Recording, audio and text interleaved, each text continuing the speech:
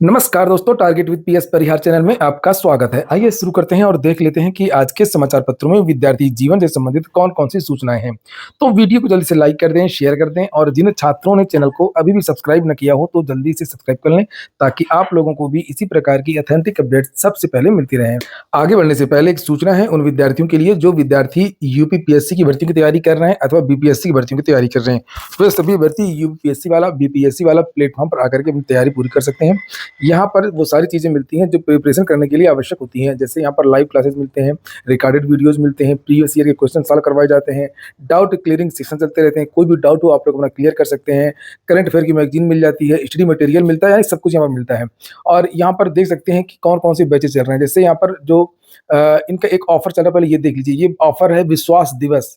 इसमें इनमें जो भी पीसीएस के जो कोर्सेज़ हैं, उसमें 83% तक की छूट दे दी गई है। और इस विश्वास दिवस में जो बीपीएससी के बैचेज़ हैं, उनमें 80% तक की छूट दे दी गई है। केवल कुछ दिन के लिए है। और ये देखिए यहाँ पर इंग्लिश मीडियम के लिए अलग बैचेज़ हैं, हिंदी माध्यम के विद्यार्थियों के लिए अलग बैचेज़ हैं, प्रीलिम्स के लिए अलग बैच चल रहे हैं। ये प्रीलिम्स के बैच है, मेंस के लिए अलग से बैच है मुख्य के नाम से। ये देखिए और इंटीग्रेटेड बैच भी है, यानी कि प्रीलिम्स और मेंस का एक साथ भी तैयारी कर सकते हैं। तो अलग-अलग प्रकार के बैचेज़ हैं। ये जितने भी बैचेज़ हैं, इनकी जो लिंक है कोर्सेज़ की, मैंने सीधे डिस्क्रिप्शन में उपलब्ध करा दी, आप लोग जाकर के जॉइन कर सकते हैं। एक बात और, 83% तक की छूट तो है ही, एक कोड अगर लगा देंगे ना पीएसपी 500 तो आप लोगों को और अधिक एक्स्ट्रा छूट मिल जाएगी। इसी तरीके से यहाँ पर बीपीएससी के बारे में जानकारी दी गई है कि इनके बैचेज में 80% तक की छूट दी गई है।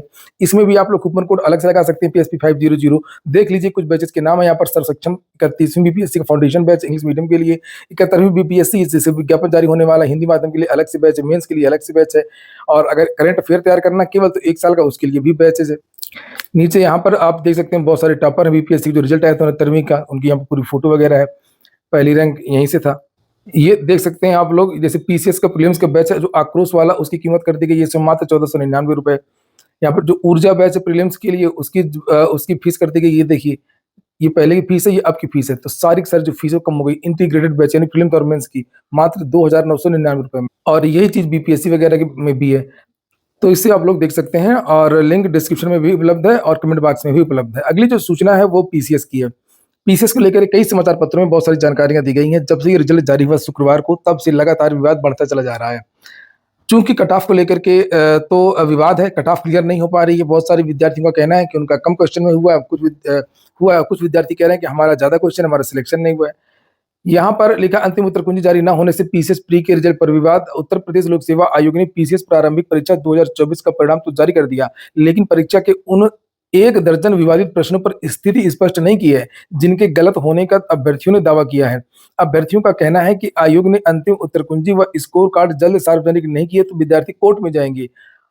आयोग ने 22 दिसंबर 2024 को हुई पीसीएस प्रारंभिक परीक्षा की अंतिम उत्तर कुंजी जारी की थी। इसके बाद अभ्यर्थियों ने दावा किया था कि परीक्षा में 1 दर्जन सवाल पूछे गए थे। तो विद्यार्थियों की ये मांगे हैं कि जो फाइनल आंसर की है वो जारी किया जाए, स्कोर कार्ड जारी कर दिया जाए, क्योंकि बहुत ज्यादा विवाद है। पूर्व की भांति प्रारंभिक परीक्षा परिणाम के तत्काल बाद ही कट ऑफ अंक जारी किए जाए। बहुत सारे आयोग ऐसा करते भी हैं। गलत प्रश्न बनाने वाले विशेषज्ञों पर कठोर कार्रवाई की जाए, नहीं गलत परीक्षा करवाने पर कठोर कार्रवाई की जाए। अभी मैं दिखाऊंगा दैनिक भास्कर की एक बड़ी पड़ताल आई है सामने, जो ये जितने भी भर्ती बोर्ड हैं वहां पर विवाद क्यों होते हैं और मेन मामला क्या है।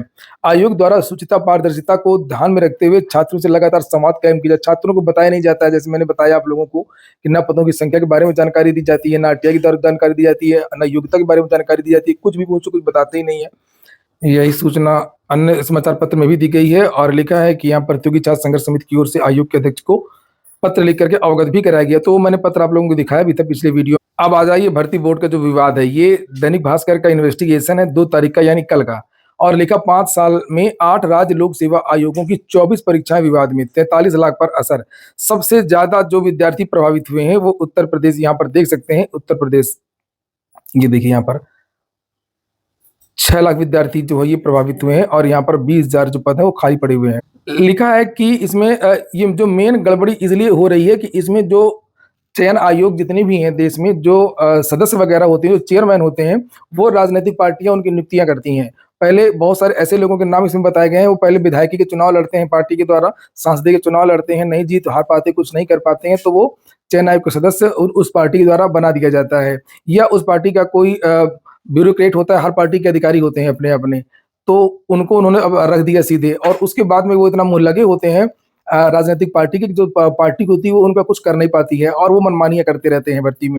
इसमें जो आंकड़े दिए गए हैं लेखा 2020 से लेकर के 2024 तक के हैं और इस बीच में तो लोक सेवा आयोग ने कुछ ज़्यादा किया ही नहीं है और जो भी किया उसमें 4 भर्तियाँ लोक उत्तर प्रदेश लोक सेवा आयोग की विवादित हैं। 4 भर्तियाँ राजस्थान की भी विवादित है, मध्य प्रदेश की 3 इस तरीके से यहाँ पर ये 24 भर्तियाँ पूरे देश में ये विवादित हैं।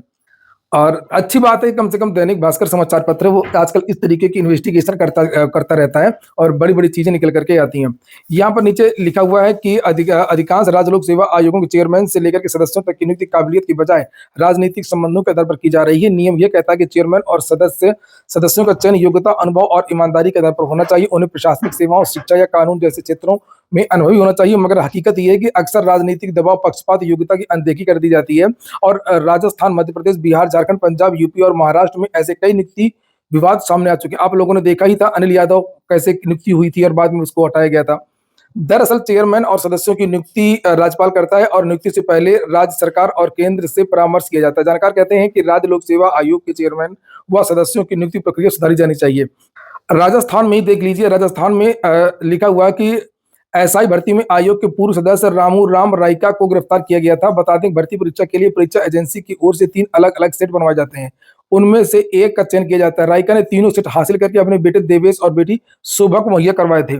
बेटी की 5वीं और बेटे की 40वीं रैंक आई थी। आरपीएससी ने 859 पदों पर भर्ती के लिए परीक्षा कराई थी।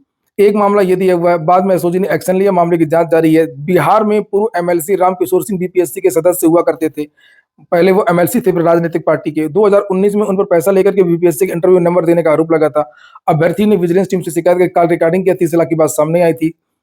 अभी इसमें एक पता नहीं कैसा ये लोगों ने इन्वेस्टिगेशन किया है, इसमें छत्तीसगढ़ के बारे में जानकारी नहीं दी गई है। छत्तीसगढ़ में सबसे बड़ा घोटाला हुआ था। छत्तीसगढ़ में सबसे बड़ा घोटाला हुआ था वहाँ पर। और जो चेयरमैन था सोनमानी, उसने अपने रिश्तेदार, बेटी, दामाद, भतीजे, भांजा सबका चयन करवा दिया था, सबको एसडीएम बना दिया था। उसके बारे में इसकी जानकारी नहीं थी। भूल गए होंगे, बड़े राज्यों के इन्होंने यहाँ पर ये किया है। थोड़ा-सा मुझसे पूछ लेते तो मैं उनको और अधिक डिटेल दे सकता था। राजस्थान के बारे में लिखा है कि जो जो चुनाव में नेता हार गए थे, उन हारे हुए नेताओं को सदस्य बनाया गया। मध्य प्रदेश के बारे में लिखा है कि एक सदस्य की नियुक्ति को लेकर के विवाद हुआ जिस पर आरोप लगा जो योग्यता नहीं है। बिहार के बारे में रिटायर्ड आईएएस को बना दिया गया। देख रहे हैं बिहार में कितना विवाद है। वही आईएएस बनाया जाता है जो सरकार का चहेता हो। हरियाणा के बारे में लिखा है मुख्यमंत्री मनोहर लाल खट्टर करीबी हैं। 2 सदस्य एबीवीपी बैकग्राउंड से हैं। एक सदस्य सीएमओ में नियुक्त सीनियर रिटायर्ड आईएएस की पत्नी है। एक सदस्य भाजपा के बैकग्राउंड से हैं। लिखा कि इस तरीके से चहेते और जो योग्य लोग होते हैं उनको दरकिनार किया जाता है और चहेते लोगों को चेयरमैन या सदस्य बना दिया जाता है और यहीं से भर्ती में विवाद शुरू होता है। यही है और अगली जो सूचना है 8,000 शिक्षकों की भर्ती करेगा नगर निगम दिल्ली से।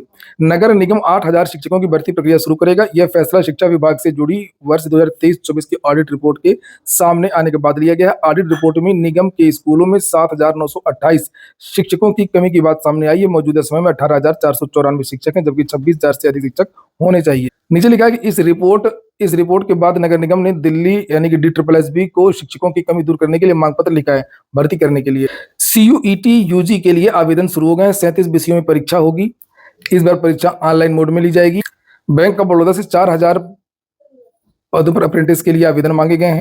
पीसीएस के बारे में थोड़ा सा और बात कर लेते हैं। जैसे मैंने यहाँ पर लिखा कि गलत उत्तर ही नहीं, मिसमैचिंग की भी चर्चा है। विद्यार्थियों का ये भी एक आरोप, जब चीजें अस्पष्ट नहीं होती हैं तो इसी तरीके से जो चीजें हैं उनकी चर्चाएं होती हैं और लगता है कि ये चीजें सही भी हैं। यहाँ पर जैसे मैंने लिखा गलत उत्तर ही नहीं, मिसमैचिंग की भी चर्चा है। बहुत सारे विद्यार्थियों का ये कहना है कि इसमें मिसमैचिंग भी हुई क्योंकि इस बार सीरियल नहीं था, एबीसीडी वाला आपने देखा होगा नहीं था। रोज सीधे एक रजिस्ट्रेशन नंबर था ओएमआर में और बुकलेट में, उसी के आधार पर मैनुअल चेकिंग हुई है। ये चर्चाएं और लिखा कि उसमें गड़बड़ी हो गई है। और एक तीसरा आरोप एक विद्यार्थी ने बहुत बड़ा लगाया है। लिखा सर ये देखिए मेरे कल के वीडियो में सुबह ये कोई विद्यार्थी कमेंट किया है, सर लोक सेवा आयोग में जो उत्तर कुंजी जारी हुई थी, प्रश्न पत्र जो मुझे मिला था उसमें 8 नए प्रश्न थे। उनके द्वारा जारी की गई प्रश्न पुस्तिका वाली उत्तर कुंजी में उसके जवाब ही नहीं है। मेरे वाले बुकलेट के अनुसार 73 प्रश्न सही है, सीसेट में 42 से सिलेक्शन नहीं हुआ। क्या आयोग 2 प्रश्न पत्र बनाए थे और मेरी प्रश्न पुस्तिका का मूल्यांकन दूसरी वाली उत्तर कुंजी से कर दिया है, जिसके कारण मैं पास होने के बाद भी फेल हो गया हूँ। प्रमाणित पुस्तकों से मिलान करने पर मेरे 76 क्वेश्चन सही हैं। अब समझ में नहीं आ रहा क्या करूं। आयोग द्वारा जारी की गई प्रश्न पुस्तिका, इसके उत्तर कुंजी उन्होंने जारी की थी, मेरी प्रश्न पुस्तिका से 100% प्रश्न मैच नहीं कर रहा है। इन विद्यार्थियों का यह कहना है कि जो आंसर की जारी हुई थी और जो मुझे पेपर मिला था वो दोनों अलग अलग थे। ऐसा कैसे हो सकता है। छात्रों का यह भी कहना है कि प्रश्न पत्र 2 बनाए गए, उत्तर कुंजी 1 जारी की गई है, मूल्यांकन उसी से किया गया। इसकी वजह से कहीं अदला बदली और गड़बड़ी नहीं हो गई है। तो इसके बारे में जो भी चीज़ें हैं, जो छात्रों के मन में शंका है, लोक सेवा आयोग इसके बारे में तुरंत नोटिस जारी करे, तुरंत विज्ञप्ति जारी करे। चूँकि कोर्ट का मामला तो बहुत लंबा चलता है, जाने कितने दिन तक चलेगा, क्या चलेगा, लेकिन अच्छी बात यही होगी कि यहीं पर ये मामला सॉर्ट आउट हो जाए और खत्म हो जाए। अगली जो सूचना है वो लेखपाल भर्ती बिना पेड करवाने की मांग कुछ कोचिंग संस्थान संचालक चाहते हैं। कुछ छात्र भी चाहते हैं जो पीटी के लिए आवेदन नहीं कर पाए थे, जिनका स्कोर कम है, कि लेखपाल भर्ती का जो विज्ञापन है वो बिना पीईटी आए। उनका ये भी कहना है कि वो कोर्ट जाएँगे, लेकिन ऐसा होगा नहीं। कोर्ट जाने से मैं बता दूँ कि कोई लाभ नहीं मिलेगा। चूँकि अ, टेट की वैलिडिटी बढ़ गई, सीटेट की वैलिडिटी बढ़ गई, बैक डेट से बढ़ गई है। अभी हरियाणा में सीईटी और राजस्थान में सीईटी, सब जगह वैलिडिटी बढ़ रही है, तो फिर ये कैसे नहीं हो सकता है? तो कोर्ट से तो राहत इसमें नहीं मिलेगी, मैं बता दूँ। और लेकिन बहुत ज़्यादा देरी हो गई है। अभी तक यूपीट्रिपल को पेट का जो विज्ञापन है वो निकाल देना चाहिए था 2025 का। वैलिडिटी का जो नोटिस है वो भी निकाल देनी चाहिए। और अगर इसमें ज़्यादा देरी हो गई तो निश्चित तौर पर इसमें विवाद फिर बढ़ जाएगा, विवाद बढ़ जाएगा। भले ही बिना पेट के ना आए लेखपाल, पेट से ही आए, लेकिन ये भी कहा जा सकता है कि कोई ऐसा आदेश ना आ जाए कहीं कि पेट से ही भर्ती आएगी, चाहे वो अगले पेट से आए, तो कहीं भर्ती रुक ना जाए, एक शंका मुझे लग रही है। मैं ये तो दावे के साथ कह सकता हूँ कि ये बिना पेट के वैकेंसी नहीं आएगी। हाँ, ये ज़रूर हो सकता है कि इसमें रोक लग जाए। अगर ज़्यादा देरी हो गई तो फिर इसमें रोक भी लग सकती है। तो उत्तर प्रदेश सरकार इस विवाद में इसको खुद ला रही है। इसमें दोषी यूपीट्रिपल बिल्कुल भी नहीं है, और सारा का सारा जो दोष मैं पहले ही बता चुका हूँ वो केवल शासन का है। शासन की प्राथमिकता में चयन बोर्ड, भर्ती आयोग नहीं रहते हैं। शासन के इशारे में ये सारी सब कुछ चीज़ें होती हैं। शासन को हर महीने जो है मीटिंग करनी चाहिए भर्ती बोर्डों के साथ में। आपको कोई फाइल लटकी हुई तो नहीं है, कोई मामला शासन स्तर से रुका तो नहीं है, तुरंत उसको क्लियर करना चाहिए। लेखपाल के मुद्दे पर आप लोग कमेंट बॉक्स में बताएं कि आप लोग क्या चाहते हैं, पेट 2023 से विज्ञापन जारी हो, या पेट 2025 से विज्ञापन जारी हो, या बिना पेट के लेखपाल का विज्ञापन जारी हो। ये हो गया आज का वीडियो। पूरा वीडियो सुनने के लिए बहुत बहुत धन्यवाद।